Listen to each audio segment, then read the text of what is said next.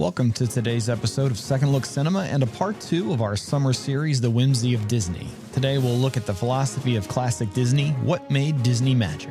Be sure to subscribe wherever you get your podcasts for the latest episodes. Now, on to the show. Walt Disney was not merely a filmmaker or an entrepreneur. He was a storyteller, a dreamer, and a believer in the power of imagination.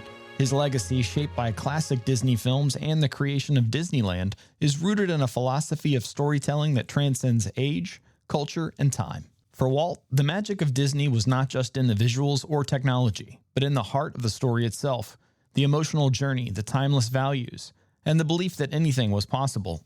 We often take the art of storytelling for granted, considering it mindless entertainment or something to do, watch, or listen to when we need an escape. While being entertained as a form of escapism is certainly one way to enjoy the art form, it's also a way of conveying experiences, ideas, and emotions through spoken, written, or visual means. It's one of the oldest forms of communication, dating back tens of thousands of years. Early humans painted stories on cave walls, passed down myths around fires, and used tales to teach, entertain, and preserve culture. Storytelling predates written language and has evolved across every civilization, shaping how we understand the world and connect with one another.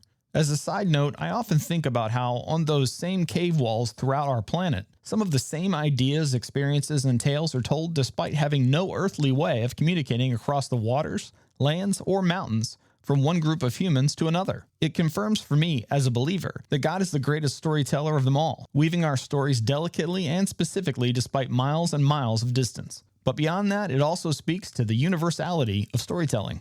Art is very subjective. Music, theater, paintings, they all have a love it or leave it type of element to them with all of us. They invoke passion, but can amplify divisions as well if we aren't careful. That said, perhaps movies, and cinema in general, are a bit less divisive. Sure, there's a subjective element to this art form, but it seems a little less divisive.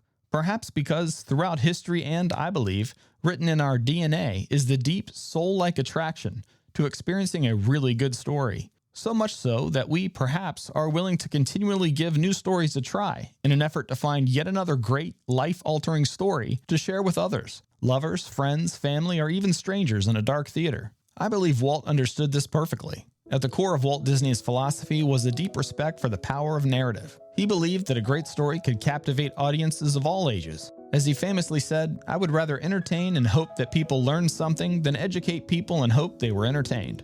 His approach was always deeply human, weaving moral lessons into emotionally engaging tales. Classic Disney films like Snow White and the Seven Dwarfs, Pinocchio, Bambi, and Cinderella exemplify Walt's belief in storytelling as a tool for emotional connection. He emphasized sincerity in every project. To Walt, sincerity meant presenting characters and their struggles with honesty, no matter how fantastical the world they lived in was. It's why audiences weep for Bambi's loss, or cheer when Cinderella is finally freed from her life of servitude. These were not just cartoons, they were human experiences told through the lens of animation. Walt also understood the importance of universal themes: good versus evil, the triumph of hope, the strength of love, and the value of perseverance. These ideas were not limited by culture or time period. They were, as Walt saw them, timeless truths. This universality allowed Disney films to reach audiences around the globe and across generations. Walt once said, "You're dead if you aim only for kids. Adults are only kids grown up anyway."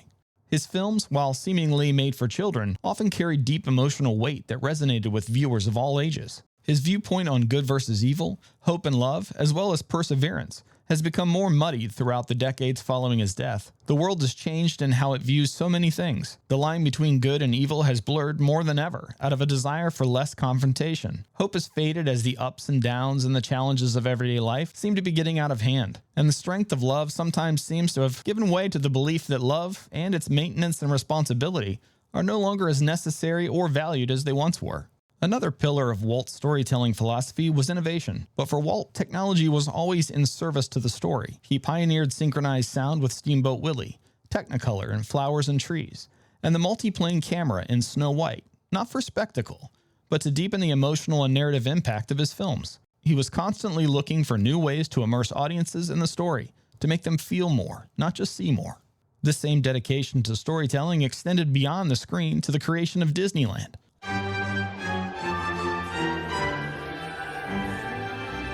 Walt envisioned Disneyland not as an amusement park, but as a living storybook, a place where guests could step into the worlds they had only seen in theaters. Every element of Disneyland was carefully designed to tell a story. From the moment guests entered Main Street USA, it was meant to invoke the warm nostalgia of Walt's own childhood, to the meticulously themed lands like Adventureland, Tomorrowland, and Fantasyland. Walt once described Disneyland as a place where age relives fond memories of the past, and youth may savor the challenge and promise of the future.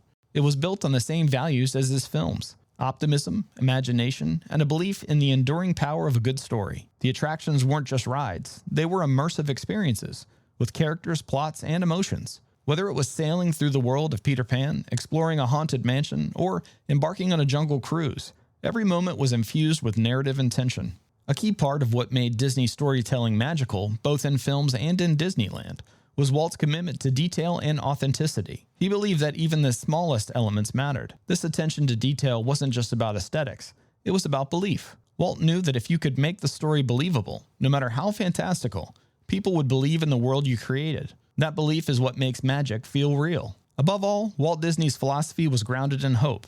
His stories acknowledged hardship and loss, but never left the audience there. They offered redemption, transformation, and the belief that dreams do come true. He famously said, "All our dreams can come true if we have the courage to pursue them." That sense of possibility, the idea that the world could be better, more magical, and more just, is the heartbeat of Disney storytelling. In conclusion, the philosophy of classic Disney films, as envisioned by Walt Disney, rests on the pillars of sincerity, universality, innovation, immersion, and hope. Whether in a darkened theater watching a hand-drawn tale unfold or walking through the gates of Disneyland, Walt's vision invites us to believe in the power of stories, to entertain, to inspire, and to remind us of the magic in our own lives. His legacy is not merely one of beloved characters and theme parks, but of storytelling that dares to dream, and in doing so, dares us all to dream with him. So what exactly is Disney magic, and why does it seem to some of us like it's been a little lost along the way? Maybe that has a little less to do with Disney itself, and more to do with us. Maybe we are the key to the magic. After all, it isn't called the Magic Kingdom for nothing, and without key holders themselves to enter, what's the point of the kingdom in the first place? Perhaps the issue with the loss of Disney magic is instead one of our collective and fundamental loss of innocence. When we learn so much about things adults used to be privy to, and when our eyes are used to seeing the lives and details of all of those around us, we get a little desensitized to most everything.